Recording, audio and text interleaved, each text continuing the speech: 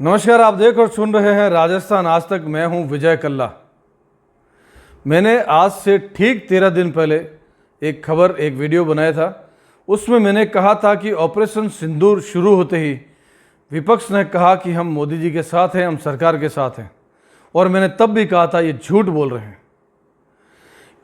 इनके बड़े नेताओं ने कहा कि हम साथ हैं, लेकिन नीचे वाले नेताओं को इन्होंने छू कर दिया कि आप जैसा चाहो बोलना शुरू कर दो, सरकार के खिलाफ, मोदी के खिलाफ, सेना के खिलाफ। और अब 13 दिन बाद जो मैंने तब कहा था वो सच साबित हुआ कि विपक्ष अब पूछने लगा कि आपने कितने जहाज, उनके हवाई जहाज को गिरा दिया, कहाँ हमला किया, कितने लोग मारे।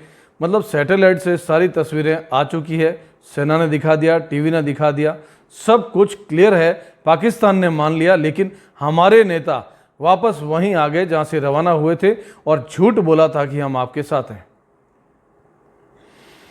राहुल गांधी अगर इनके सबसे वरिष्ठ कहलाते हैं, तोप कहलाते हैं, क्योंकि वो राजकुमार है तो सब उनके नीचे आते हैं। अगर राजकुमार ने राग छेड़ दिया कि सबूत दो, तो पूरी कांग्रेस शुरू हो गई कि हमें सबूत दो, और अन्य विपक्षी भी जोर जोर से गला फाड़ने लगे। मैंने 13 दिन पहले कहा था कि ऐसा होगा। हालांकि लोगों को लगा कि इस बार पहली बार विपक्ष समझदारी कर रहा है और विपक्ष कह रहा है कि हम आपके साथ हैं, आप पाकिस्तान पे हमला कर दो। लेकिन वो झूठ था, क्योंकि इनके मन में कांग्रेस है, इनके मन में मुसलमान है, इनके मन में पाकिस्तान है। और जिनके मन में कांग्रेस है वो मुसलमान है, और जिनके मन में कांग्रेस और मुसलमान है उनके मन में पाकिस्तान है।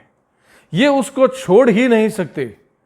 मतलब कांग्रेस रसातल में चली गई, खड्डे में चली गई, पाताल में चली गई। ये ऐसा करते करते हिंदू के खिलाफ बोलना, मोदी के खिलाफ बोलना, सरकार के खिलाफ बोलना, सेना के खिलाफ बोलना। और तो और अब देखिए बड़े बड़े नेता सेना के खिलाफ बोलने लगे। हद होती है यार।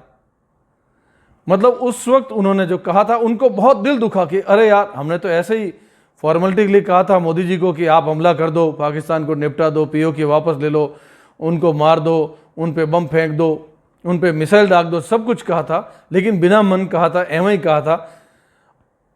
और जैसे ही मोदी जी ने सब कुछ कर दिया जो हम चाहते थे और हमें खरोंच तक नहीं आई, यही विपक्ष को पसंद नहीं था। उनको ये लगा कि यार हमने तो ऐसे ही कहा था और मोदी जी ने वाकई कर दिखाया। अब पाकिस्तान की हेडलाइन बनने के लिए उन्होंने तैयारियां की। उनको लिखकर स्क्रिप्ट दी गई, उनको लिखकर कहानी दी गई कि इस पर ये लाइन बोलनी है, हिंदुओं के खिलाफ रहो। अब जो पार्टी है, जो मोदी जी की पार्टी है, भाजपा की पार्टी है, उन्होंने एक भी मुसलमान को टिकट नहीं दिया। इसलिए कहते हैं कि मुस्लिम विरोधी है, जबकि वो कहते हैं सबका साथ, सबका विकास। और जितने भी योजनाएं चली हुई हैं उनमें किसी को भी ये नहीं कहा कि तुम मुसलमान हो इसलिए फ्री में दवाई नहीं मिलेगी, फ्री में इलाज नहीं होगा, फ्री में घर नहीं मिलेगा, फ्री में राशन नहीं मिलेगा। ऐसा कहीं नहीं है, सबको मिल रहा है। लेकिन बावजूद एक मुद्दा बनाया हुआ है उन्होंने, और वो केवल मुद्दा मोदी जी ने ये किया था, वो मुद्दा भी इन्होंने जबरदस्ती बना रखा। क्योंकि अब तक नैरेटिव था कि मुसलमान वोट नहीं करेगा तो सरकार नहीं आएगी, मुसलमान वोट नहीं करेगा वो पार्टी खत्म हो जाएगी। मोदी जी ने केवल यार उस चीज को गलत साबित किया कि आप गलत सोच रहे हैं, ऐसा कुछ नहीं है। वोट आप जिसको चाहे उसको दें, लेकिन केवल मुसलमान वोट देंगे तो ही देश चलेगा, ये उन्होंने खत्म कर दिया। और यही बात उनको सहन नहीं हुई और वो हैरान हो गए खुद कि यार ऐसा कैसे हो सकता है कि मुसलमान वोट नहीं करे फिर भी मोदी तीसरी बार पीएम बन जाते हैं और इतनी जगह राज्यों में सरकार ले आते हैं। हद हो गई। किसी भी सांसद या विधायक को टिकट नहीं दिया भाजपा ने, और किसी भी जब टिकट नहीं दिया है तो कोई जीता ही नहीं, जीता नहीं तो किसी को मुख्यमंत्री नहीं बनाया। इससे पहले हमारे यहाँ पर मुख्यमंत्री मुसलमान होते थे, सांसद और मंत्री मुसलमान होते थे, लेकिन ये सारी दुकानदारी बंद हो गई। केवल मोदी जी ने इतना किया कि सबको सुविधाएं दूंगा, सबको सुरक्षित रखूंगा, उसमें मुस्लिम शामिल है। लेकिन ये एक नैरेटिव जो खींचा गया था, जो एक लाइन खींची गई थी, केवल उसको खत्म किया कि आप गलत सोच रहे हैं। सोच ये नहीं, ये होनी चाहिए कि देश का विकास हो, आप किसी जाति या धर्म का विकास मत करो। खैर, अब मैं उस पर आता हूं कि मैं मोदी जी से क्यों नाराज हूं। कल मैंने कहा था कि मोदी जी से भी बहुत नाराज हूं। मोदी जी लाखों रुपए खर्च कर रहे हैं रोहिंग्या और अवैध बांग्लादेशियों को वापस उनके देश भेजने के लिए। इन भूखे नंगों को 100, 200, 500 पकड़े। अरे यार, ये यहाँ कहते हैं जो बड़े जो विद्वान है वो कहते हैं 2, 4, 5 करोड़ अवैध बांग्लादेशी और रोहिंग्या हमारे देश में बस चुके हैं। उन्होंने जितने कागज यहाँ के नागरिकता के चाहिए उससे 2 कागज ज़्यादा बनवा रखे हैं। और ये साबित भी हुआ, जिन जिन को अभी पकड़ा उन सब के पास आधार कार्ड थे, वोटर आईडी कार्ड थे, राशन कार्ड थे, फ्री की सुविधाएं ले रहे थे, मेडिकल की सुविधाएं ले रहे थे, सब कुछ वैसा ही जैसा यहाँ के नागरिकों को 50, 100 साल, 17 साल से मिल रहा है। यानी हमसे 2 कागज उनके पास ज़्यादा थे।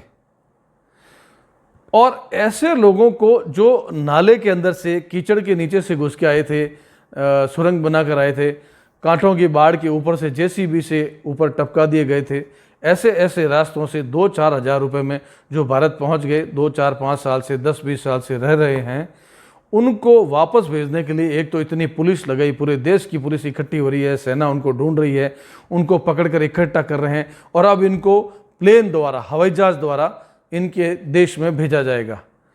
अरे यार, जिन लोगों ने सिटी बस में यात्राएं नहीं की उनको प्लेन में बैठाओगे तो मेरे हिसाब से 4 दिन बाद ऐसा करेंगे कि जैसे इनके देश में इनको छोड़ा, ये उसी रास्ते से, जिस रास्ते से 2-4 साल पहले, 10 साल पहले आए थे, उसी नाले में से, कीचड़ में से तैरकर वापस आकर उसी बस्ती में बैठ जाएंगे। तो या तो वो ये सोचकर बैठेंगे कि पुलिस दोबारा यहाँ नहीं आएगी, और या पुलिस आती है तो क्या फ़र्क पड़ता है, बढ़िया खिला रहे हैं, बढ़िया पिला रहे हैं, और हमको हवाई जहाज़ द्वारा विदेश भेज रहे हैं, हमारे घर भेज रहे हैं विदेश से।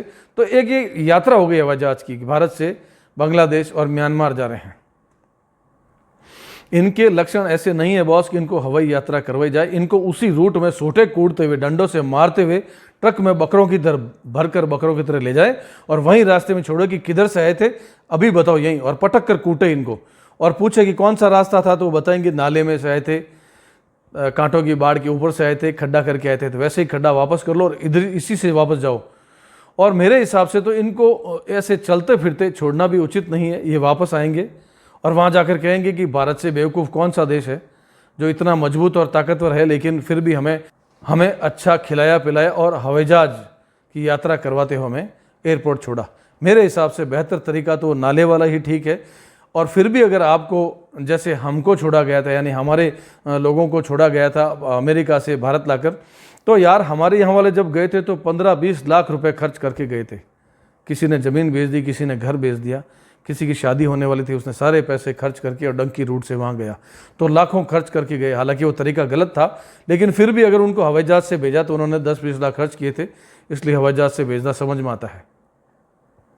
और हमारे वाले वहाँ जाकर फर्जी कागज नहीं बनाते, क्योंकि वो बनाना असंभव ही नहीं है। यहाँ गद्दार ज़्यादा है, गली गली में ई मित्र वाले गद्दार बैठे हैं, वो कागज बनवाते हैं, हमारे यहाँ के नेता उसमें शामिल होते हैं।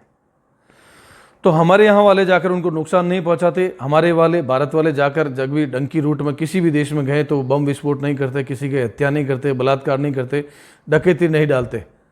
हमारे यहाँ पिछले कई सालों से जो दंगे हुए उसमें जो पकड़े गए उनमें रोहिंग्या और बांग्लादेशी थे। पिछले दिनों जो यूपी में दंगा हुआ, दिल्ली में दंगा हुआ, उसमें जो पकड़े गए जो दंगाई थे वो रोहिंग्या थे या बांग्लादेशी थे, मुसलमान थे। तो यार जो दंगे कर रहा है उनको आप साबत भेज रहे हैं। मेरे हिसाब से इनके पाँव में प्लास्टर होने चाहिए, और ऐसे प्लास्टर इतने टूटे फूटे हो ये लोग कि 1-2 साल चलने लायक नहीं रहे, घसीट कर चलना भी तकलीफदायक हो जाए। भय बिना प्रीत नहीं, सोट पड़े बिना कौन सा काम होता है प्रभु। और एक हम लोग अलग ही जो है वो कबूतर उड़ा रहे हैं कि इनको हवाई जहाज द्वारा भेजेंगे। अरे 100-200 को भेज रहे हो या 2-4 करोड़ पड़े हैं।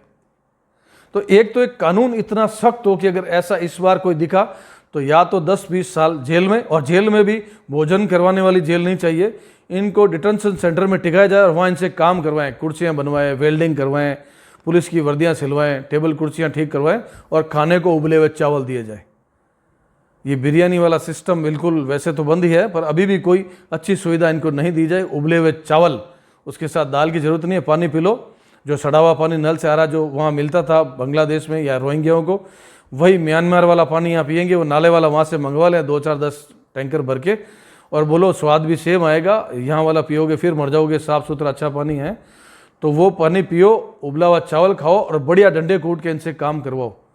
वरना यार मोदी जी, देश का जो टैक्स का पैसा है वो आप जैसा बढ़िया समझदार आदमी, होशियार आदमी और गुजरात के व्यापारी हैं आप, तो आपने ये क्या रायता फैला रखा है कि इनको हवाई जहाज़ द्वारा भेजा जा रहा है। कहाँ ज़रूरत है? ये वहाँ जाकर बोलेंगे कि हवाई जहाज़ से भेज रहे हैं, चलिए, और तो 100-500 ट्रक भर कर और घुसेंगे, बोलो इसी बहाने हवाई यात्रा कर लेंगे। देश छोड़कर ये जाएंगे नहीं।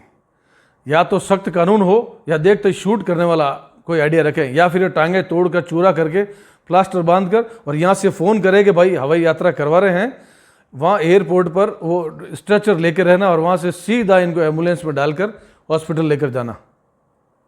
ऐसे हम आपके मेहमानों को, आपके घर वालों को वापस लेकर आ रहे हैं। वरना बॉस इतना सम्मानदायक तरीके से किसी को भेजोगे यार, तो फिर कहाँ समस्या है किसी को। चोर को मस्त एसी में बैठाओ, खाना वाना खिलाओ, 2-4-6 महीने जेल में रखो, वापस छोड़ दो तो परसों वापस आएगा कि साहब चोरी करूँ नहीं करूँ, मुझे इसी जेल में रख लो। या वो जानबूझ के 2 चोरी करके वापस आ जाएगा, बोले साहब इधर एसी में रहना, मस्त खाना पीना, कोई काम धंधा नहीं है। तो आप हवाई यात्रा करवा रहे हो बिना कूटे, बिना सोट मारे, इनके बिना हाथ पाँव तोड़े, तो यार ये मतलब।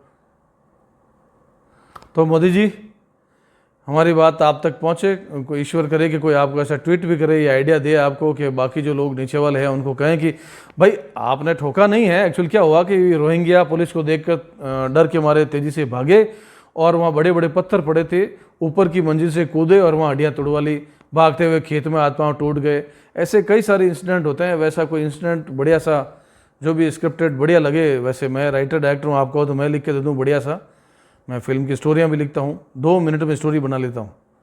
तो कोई अच्छी सी स्टोरी आप मुझे बताएं, मैं बता दूंगा, तो पूरी दुनिया को पच भी जाएगी। वैसे दुनिया की परवाह करने की ज़रूरत नहीं है, क्योंकि 2 दिन पहले ही हमारे यहाँ के जज साहब ने कहा था कि धर्मशाला नहीं है कि आप कहीं से आकर यहाँ बस जाओगे। हमारी पत्नी को बच्चा होने वाला है नहीं। अरे बच्चा होने वाला तो यहाँ घुसे क्यों थे? इसलिए मोदी जी, मेरा निवेदन है, आप कृपया स्वीकार करें। अगली खबर पर फिर आएंगे। वैसे खबरें कई सारी है, कई सारे विभाग इन दिनों सुर्खियों में छाए हुए हैं, तो पता नहीं कौन से विभाग की खबर हम तक फिर पहुँचे और हम उनको और हाइट दें और उनको मुफ्त में प्रसिद्ध कर दें उनको। तो चलिए देखते हैं अगली खबर किसके लिए, किसको प्रसिद्ध करते हैं। तब तक के लिए आज्ञा दें। नमस्कार, जय श्री राम, हर हर महादेव, जय हिंद, जय भारत।